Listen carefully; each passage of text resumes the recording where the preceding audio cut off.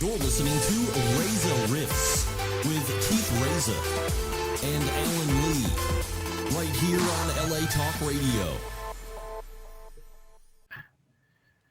All right, guys, welcome to the show. Keith Reza with my one and only Alan Lee. How are you? How are you? I'm great. Digging it, man. I'm all set up for Corona. Are you enjoying these Zoom interviews? Yeah, I like them a lot. I'm a pro-tech guy. I'm not one of these fucking anti-tech fucks who I embraced it. I embrace everything about it. I have downloaded music. I don't know how you listen to music. You never told me. It's kind of strange. But I download music. You download music?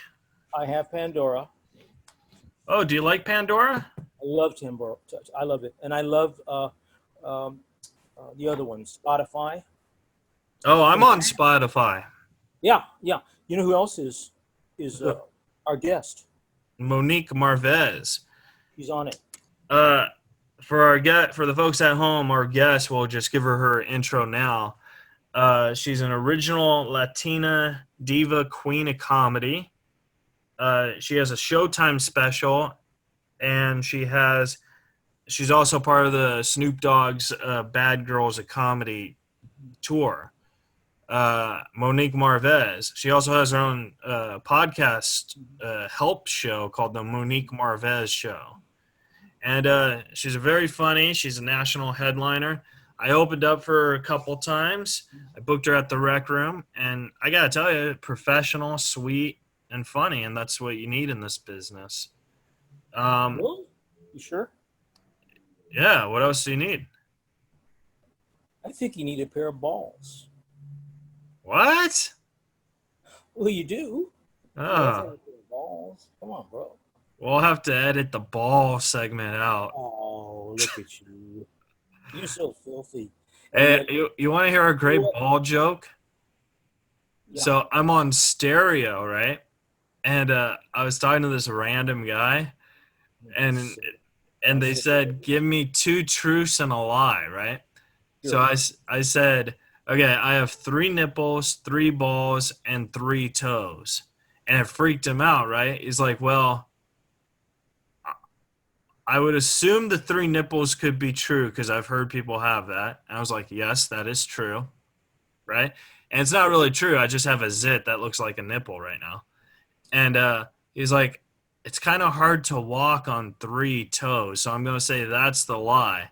I was like, you are correct. And he's like, so what's it like having 3 balls? And I was like, oh, well, I have 2 normal balls, and my wiener's so small it looks like another ball. And he just started cracking up, dude. He's like, that's the funniest thing I've ever heard. I was like, I'm good at 2 truths and a lie. You better watch yourself. Dude. You better watch yourself. I tried that stereo. You know what happened to me. But I'm going to tell you something. The way you think, which is, sort of filthy.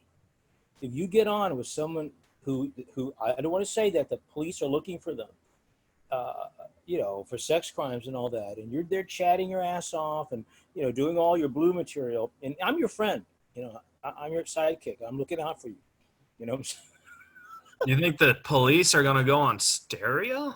Oh, let me tell you, bro, when they're tracking, oh my God. Oh, fuck.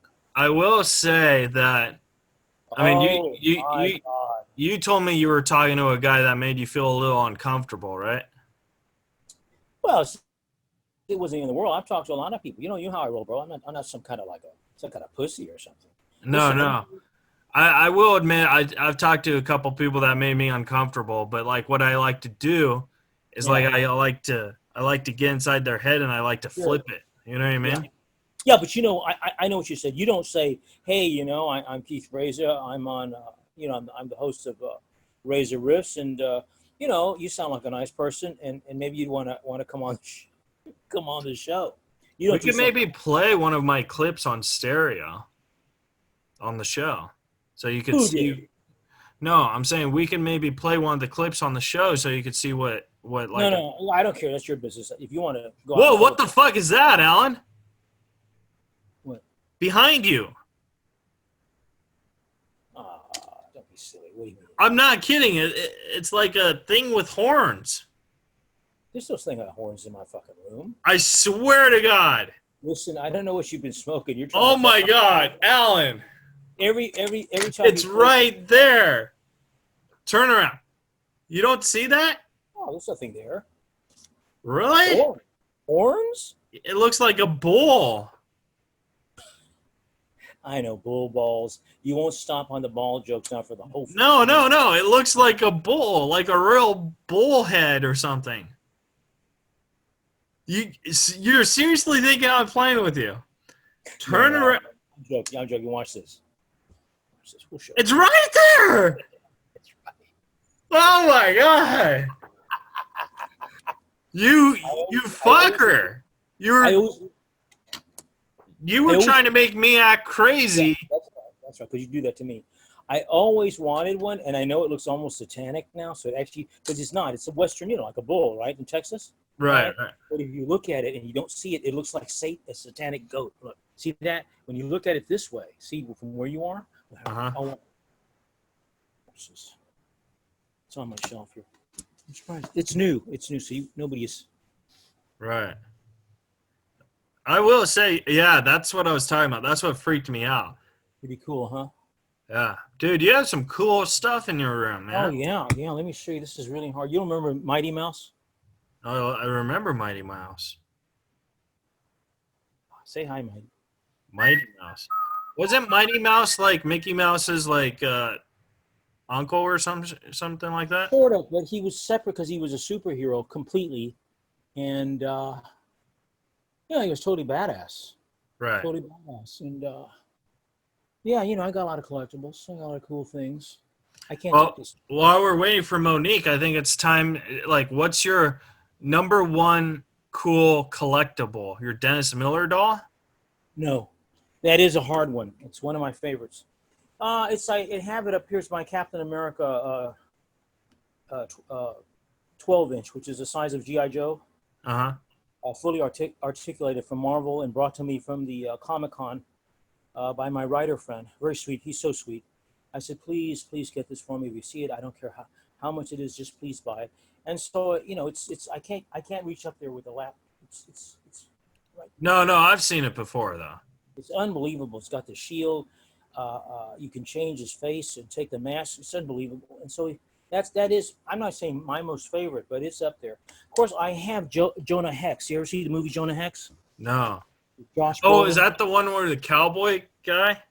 Yeah. So here's the Jonah Hex. Your mic is off. Ugh.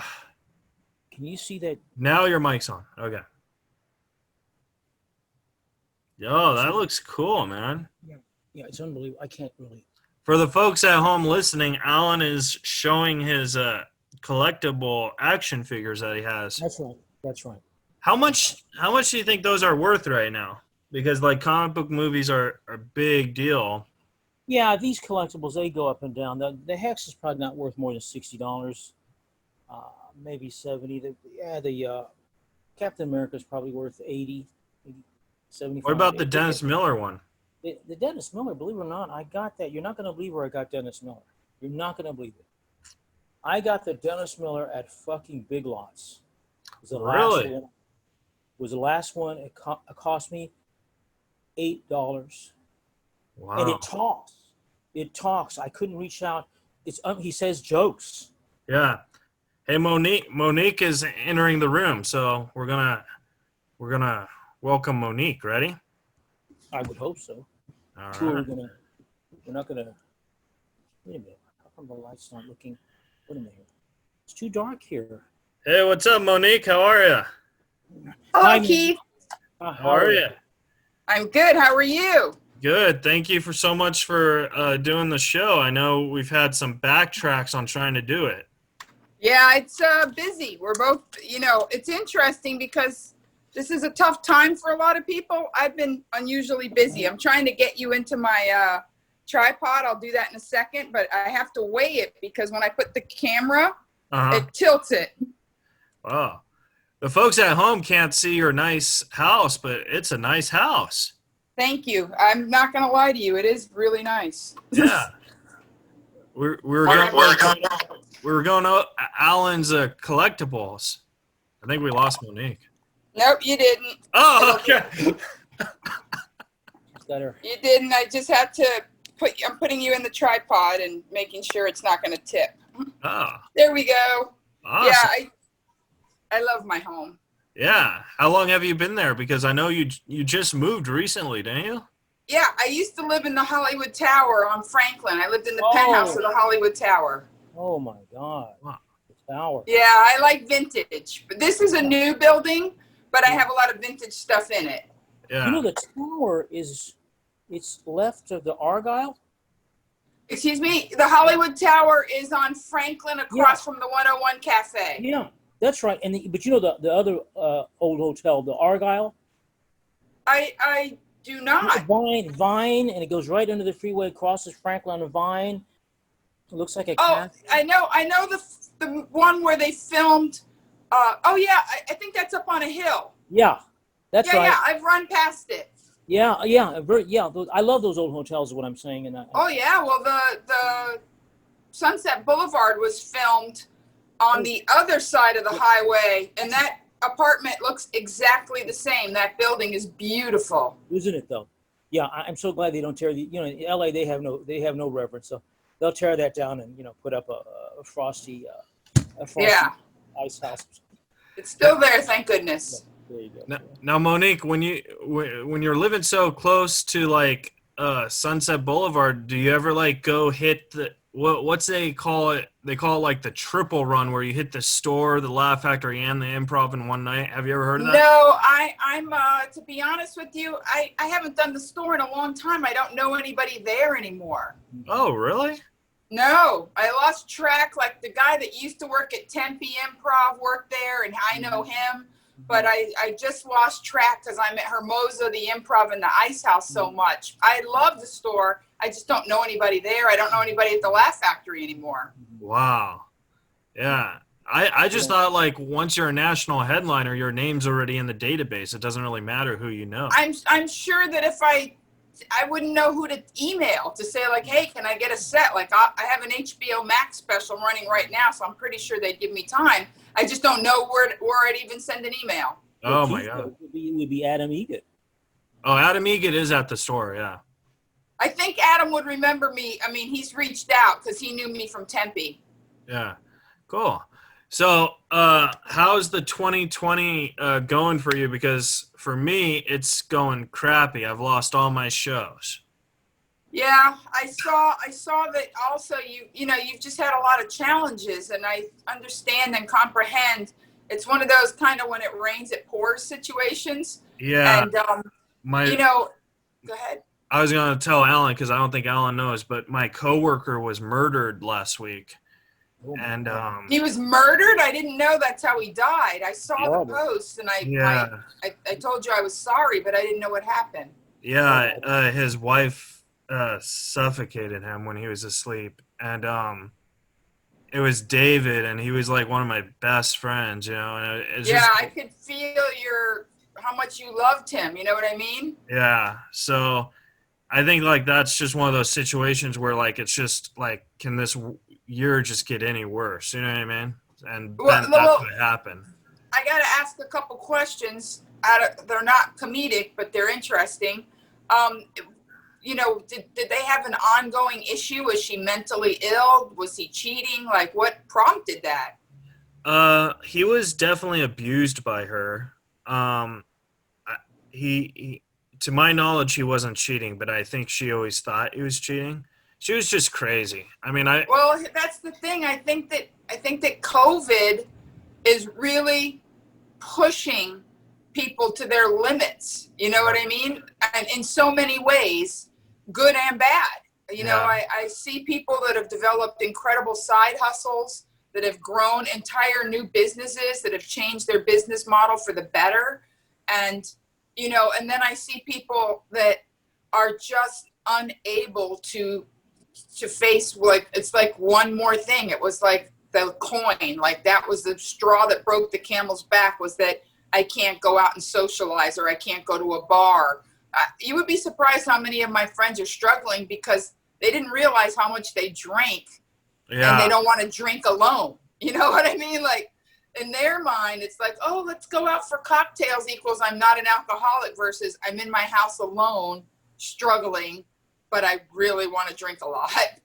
Now, is it hurting you? Because I know you do the road all the time. So there's no, it's not. Open. Oh, because wow. I did radio for so many years, I'm accustomed to being alone in a studio and knowing if I'm being engaging. Like, you create your own rhythm, you know. Radio is very different than stand-up, and Zoom is actually the love child of those two skill sets. If you can be by yourself and know that you're entertaining, but it's not long form, it's not radio, you're still pithy, you know, then I've been doing a ton of Zoom corporates. Like, it got out that I was good on Zoom, and, you know, I've been doing a lot of, like, 3. This week I'll have done 2 very good Zoom corporates. Oh, wow. And you're doing stand-up on these things. I am, but what I tell comedians for Zoom, because stand-up doesn't translate. Like, you can't stand there with a mic and do set-up punch, and I've seen people do it, and it's just abysmal. I tell them, it's just awful. I say, turn your act into a funny conversation with someone you just love and want to entertain. And if you make it a little more conversational and a little less bum, you know, it's just going to play better on Zoom. It's the same act. Right. Just make it conversant and talk as if you're talking to someone that you're crazy about. Yeah. I get that. Maybe this is why this interview is going so well, because I'm crazy about you. I'm a huge fan. Thank you. It is, and it's mutual, which is why I'm so glad we finally found a time and place to make this happen. I know, like 4 years later. Yeah, right? I first saw you at Bruce's Lounge. I remember. Yeah, with That's Rudy. The same night that we worked with Trevor Wallace, who's totally blown up on IGTV. I know, right? Yeah. Yeah. He's making crazy videos. Plant Poppy and In-N-Out Burger. He's just lost his noodle. Yeah. And it's funny because I remember that show, Trevor didn't have the best set. And now he's like, you know, it's like, whoa. But I think he's in alignment. He found his lane. And that's what I tell people. You find your lane. Like, I know who I am. I know my voice. I don't try to do things that aren't me. Right. Now, and Trevor's good. Now, when you do comedy, because like I kind of could feel who's good and who's not, but you've been doing it for way longer than me, and you're closing clubs where I'm just now starting to do that. Like, is there like I've been closing clubs for 20 plus years. Yeah, and that's what I'm saying. Like, I'm just now starting doing it, and this is my 15th year in stand-up, you know? So May 30th was my 30th year. I started May 30th, 1990. I keep a set diary. Oh, do you really? Yeah, of course. So you write down every single show? Mostly, yeah. Whoa. Who I worked with. I mean, there's some times when I was on the road where everything was like a blur because I was like town to town, you know, in the 90s. But in recent times, yeah, I mean, I started out like I did 250 sets my first year because I started in Miami. And like you say, there was a lot of comedy in South Florida, and I would drive to Boca, West Palm Beach. I would do 3-4 sets a night.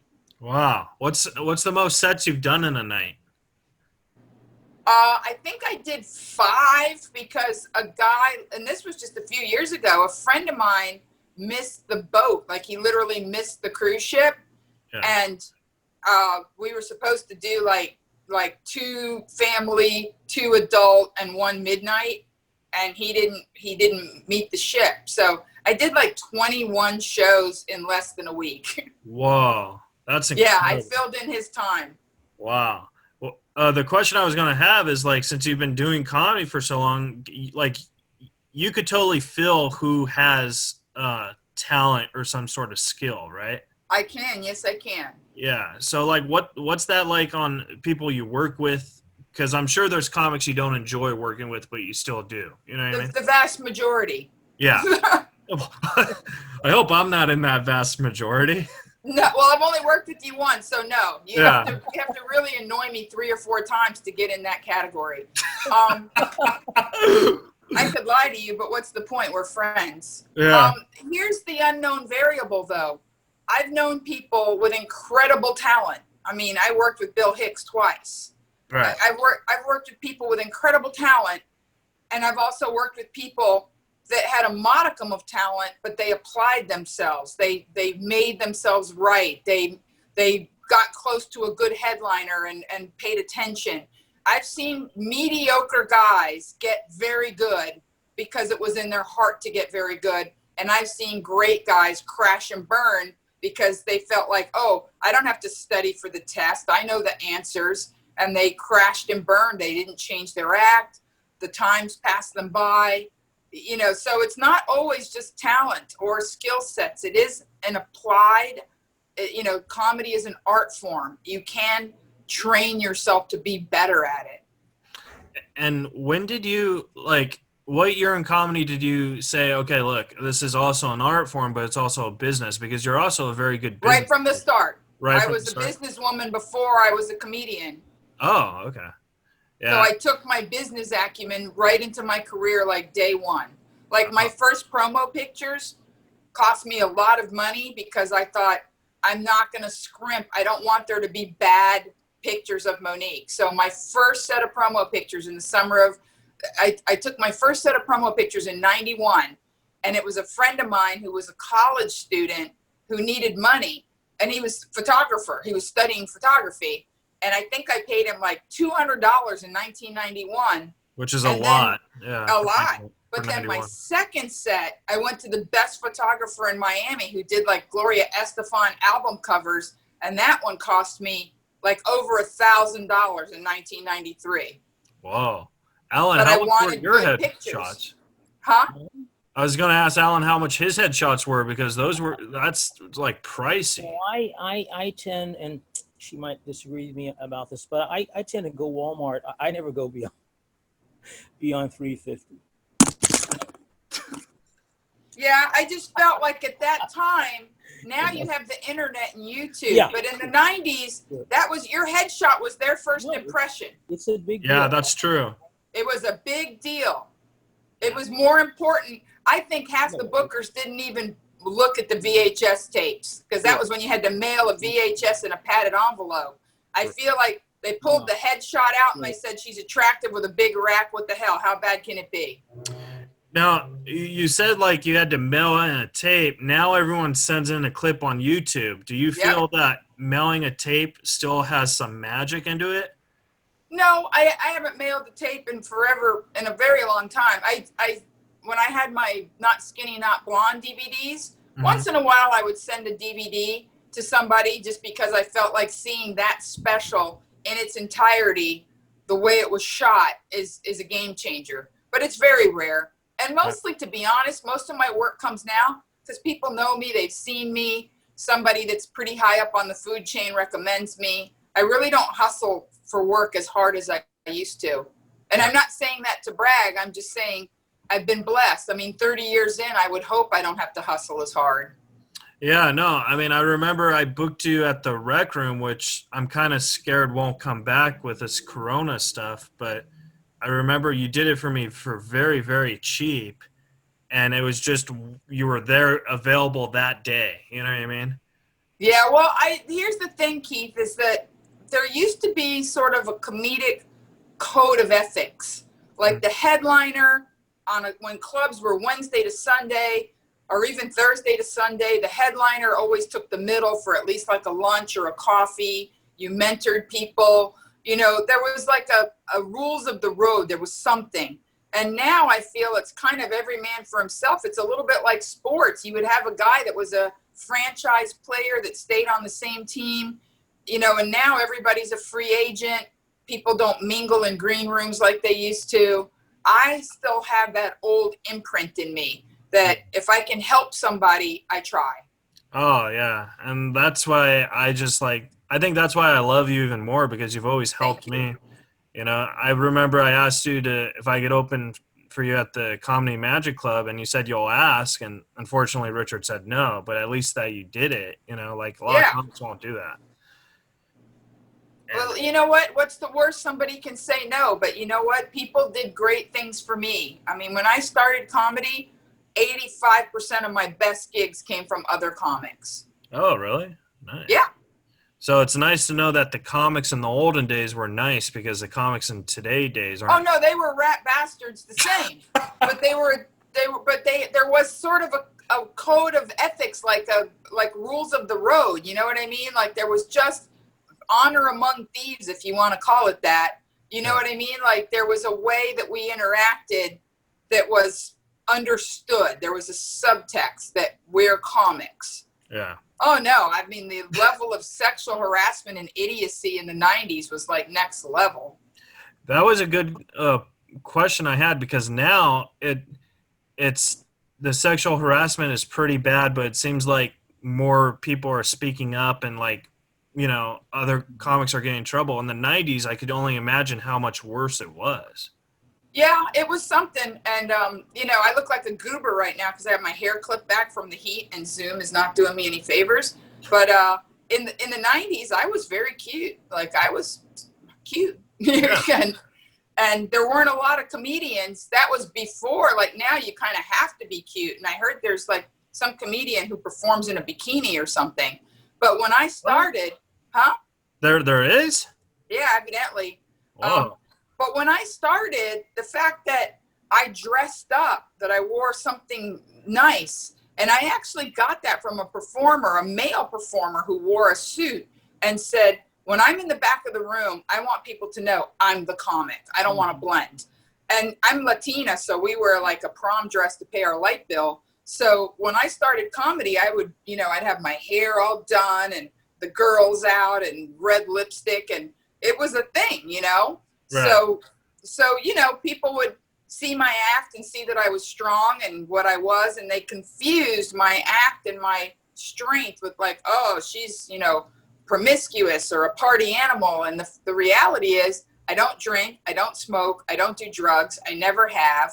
I don't party with people. Like if I ever have a drink with you, like we are tight, because to me, that's a very intimate thing to get intoxicated, and I'm a cheap drunk because I don't drink. Right. So, you know what I mean? Like if I have a drink with you, if we're hanging out and I have, and I'm an idiot, it's like Prosecco. Like I drink sissy girl drinks, champagne, Kir Royales. But if I have one, that means we're genuinely friends. I don't drink with strangers. Right. Well, you talk about like drinking girl drinks, but it's not a girl drink to you because you are a girl, Yeah, no, correct. Yeah. I'm a super girly girl. Like if I drink, I don't drink either, but like if I drink, I like go out like after one drink, I'm like, okay, I want to go home. You know what I mean? Yeah, me too. I'm super tipsy. Like I get tipsy like in no time. I'm like Alan Lee, you have any questions for Monique you wanted to ask? There's so many. There's a couple that I thought. go. I'm here. That's what I'm here for. On your bio, you're married to a Rambo Special Forces guy. Well, here's the thing, No, I and think I've that's never great. said this publicly before. I'm a military. I'm just saying, since you know so much about relationships, I thought when I read that, it sort of leaped out at me. I see, Rambo and you together. And That's my ex-husband. We've been divorced for over 10 years. My bad. No worries. And here's the interesting part. And I haven't said this in public, and there's no reason to, but I'm going to because I'm like that. While we were getting divorced, I had a private investigator just check everything out. And it turns out that was a lie. And it's actually illegal to impersonate a Navy SEAL. And yeah. I didn't mean he was in the military. Okay. If that was true, but he grossly exaggerated that, like many other things in our marriage. Sure. Well, that's so you weren't married to Sylvester Stallone? No. No. Oh. I've never even gone on a date with him. No, that was so generous of you. I just thought, Anyway, going to something else, like for example, where you, since your routines do deal with relationships and so forth, people. They do. You know who Dr. Ruth is, right? Yes. Obviously, and she, she's been the butt of many jokes. Yes, she has. Well, because she doesn't look like she would know her way around a wiener. You know what I mean? She does, evidently. But, you look at me and you know. No, well, I think, you're obviously, I'm. Thank you. I'm a bit of a. It's very hot out today. I'm here by myself in my room. No, I'm joking. You know what I'm saying. No, obviously, you put thoughts in men's minds. Thank you, and I'm happy for that. You should be. There's women who unfortunately are not born. See, I can't even talk. See, you're so born with a beauty gene, right? Blessed with a certain, and it's a call of the call of fate. They have a sort of a world of their own. In high school, they hung out together. They had their group, and so in life, I don't blame them if they continue to stay in that club. What are they going to do? Are they going to? Well, it's the same as comedy. You know what? You can apply skill sets. If you want to be attractive, sure, you can be physically fit. You can figure out the best way to do your makeup. Sure. I've seen people. That's why makeover shows are so huge, because you can take a woman who's a rolling dumpster fire, and with some Spanx and a little paint, she's got it going on. Monique, have you ever thought about being like a commentator on those shows just as a joke? Oh, wow. I'm open to anything. If people I've been on a couple of talk shows, and back in the day I was on Montel Williams a bunch of times. If people called me and said, "Hey, would you like to do this?" I would do it. Yeah, I think you would be hilarious on that, like the extreme makeover. Yeah, oh yeah. I think Alan wants to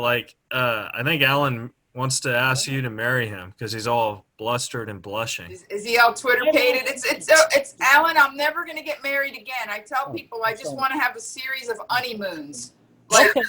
Well, here it is. It's recorded. It's recorded right here, Monica. Okay, we got this. Now, Monique, I have a question about your Showtime special. When you were training to film that and you're going on the road, because you've been doing comedy for 30 plus years and you have all these specials, how long does it take you to train for a special? Because if you do Louis C.K., he does it once a year or whatever, which I feel is a little too fast. Well, I don't know other people's process, but my specials have a rhythm because it has to do with where I am in my life. And, sometimes you have a stretch of life where 2-3 years, things are kind of the same. Right. And then you write about that situation. You're in this relationship, you live in this town, you're having these experiences, and then your life kind of shakes up and you're having another set of experiences and things that you want to, document in your stand-up. And, I don't write about the mundane. I don't, I'm not one of those people that, like people say, you're not a funny person. You say regular things in a funny way. I'm not that person. Right. I document phenomena. I observe things as they pertain to my life and say, this works, this doesn't work. Perfect example. The older I got, the younger the guys that were asking me out got. That's weird. I don't understand that. Men my own age don't want to have anything to do with me. They want to marry some 30-something and have do-overs because they screwed up their first family. I can't get anybody over 45 to give me the time of day. But 28 to 35, they're falling out of freaking trees. Right. Well, and that didn't happen to me before. That's a new thing. Well, that theory just proves that you're wrong because Alan's madly in love with you. Well, thank you, Alan. I'm flattered. Thank you. How old are you, Keith? I'm 33. That's okay. The last guy that I dated on and off for 7 years was your age. Wow. Oh, really? I kid you not. Oh. I met him when he was 25. Wow. 26. So what happened? Did you think like this guy just wasn't mature for you anymore? Or Well, what? no. I mean, look, I'm going to be, again, he would ask, am I your boyfriend? And I would say no. And he would say, why not? And I'd say, because a boyfriend has a beginning, a middle, and end. There's a trajectory. Oh, that's I true. said, you and I have a very close, fun, nice, intimate relationship. And at some point, we will stop this part and still be cool. Right. Like, there's no trajectory. There's like intimacy, no intimacy, still cool. And Wow. that's what happened. I think a lot of people need to learn that. I think that would save like a lot of hate and relationships, especially when they break them. Yeah. You know, I mean, I asked him, like, if boyfriend means monogamous and exclusive, if that's why you're using that word because you're concerned, then we can take that word out of the equation. And I'm telling you, I'm giving you my word, and I'm a person of integrity.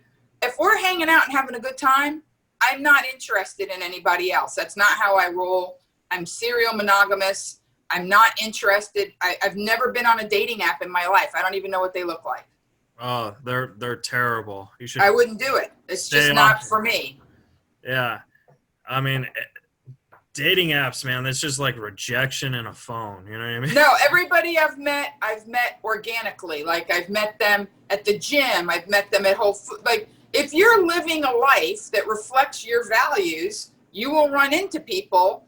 You know, I run. I've met people in my run, you know, just like running a half marathon. I had a guy run like 3 miles side by side, even though he runs faster than me, because he wanted to set up a coffee.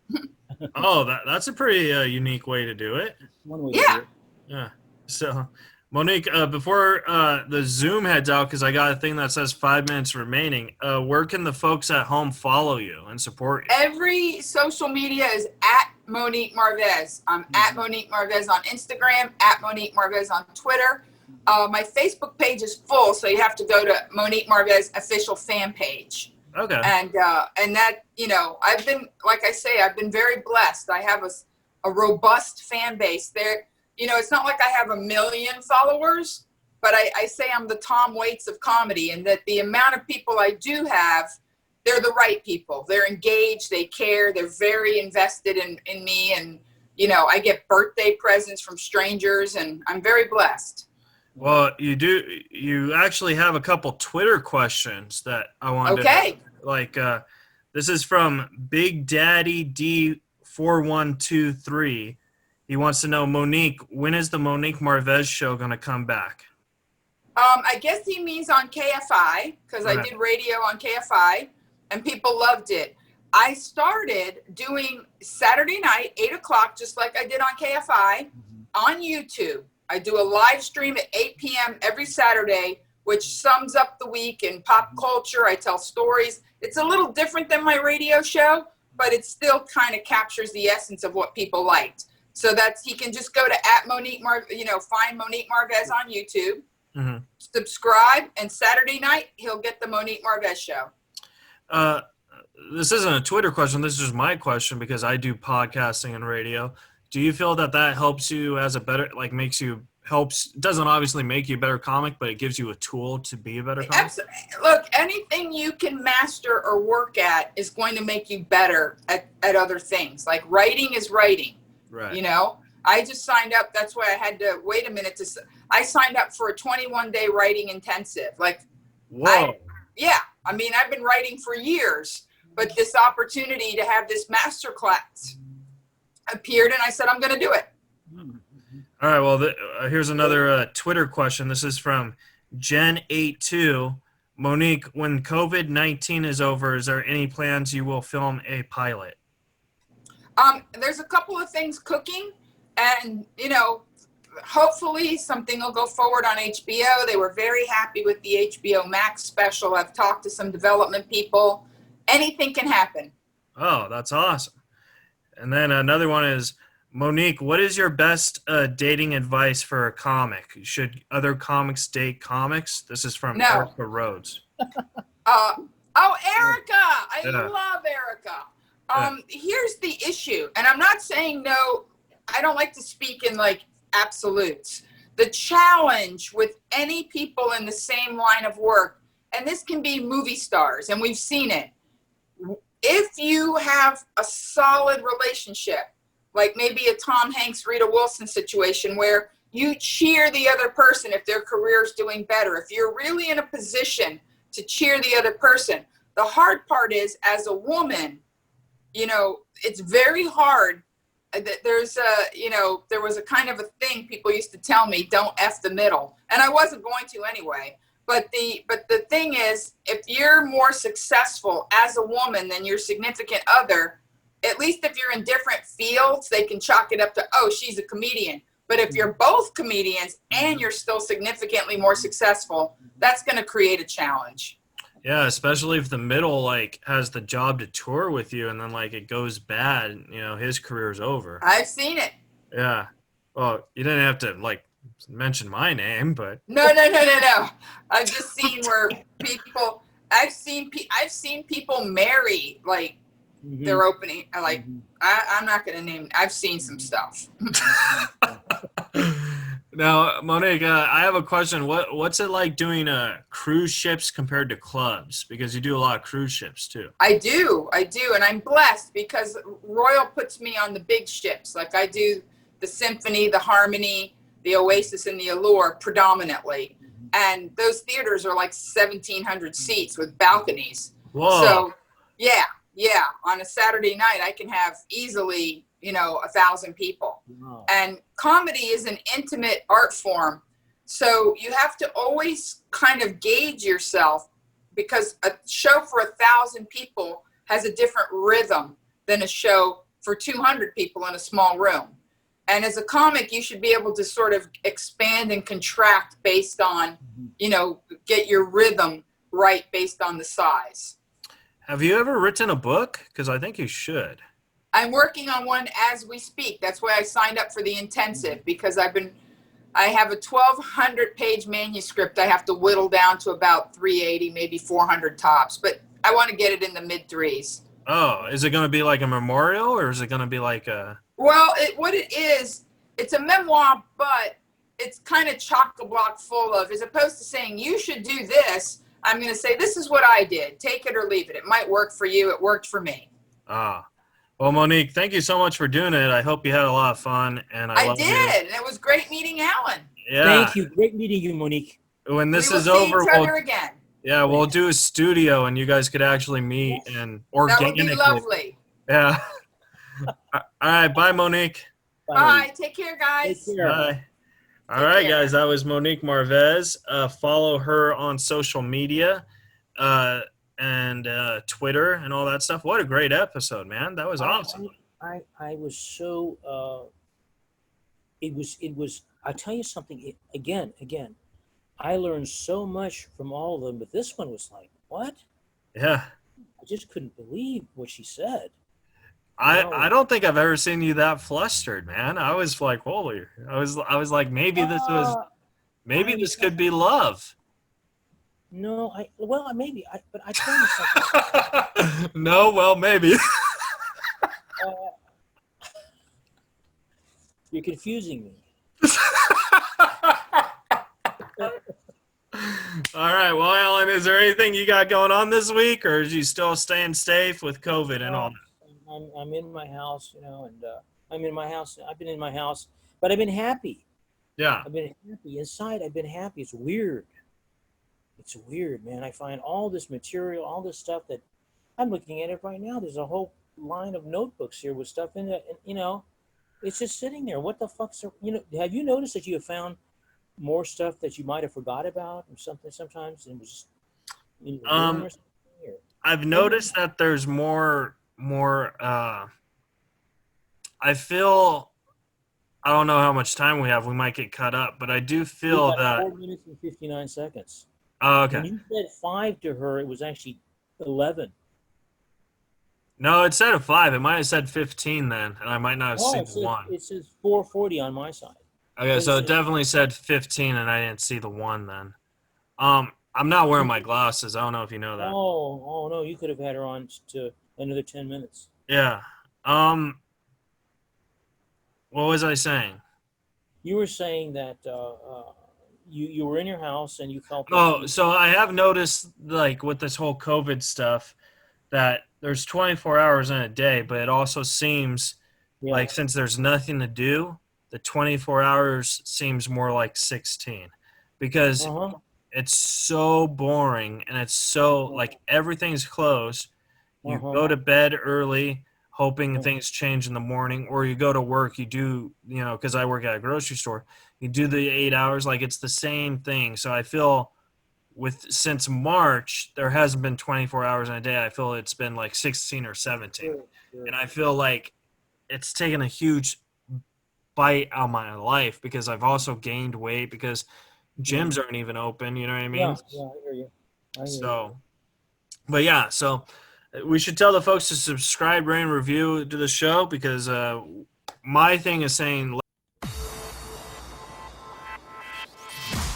You're listening to Reza Riffs with Keith Reza and Alan Lee right here on LA Talk Radio.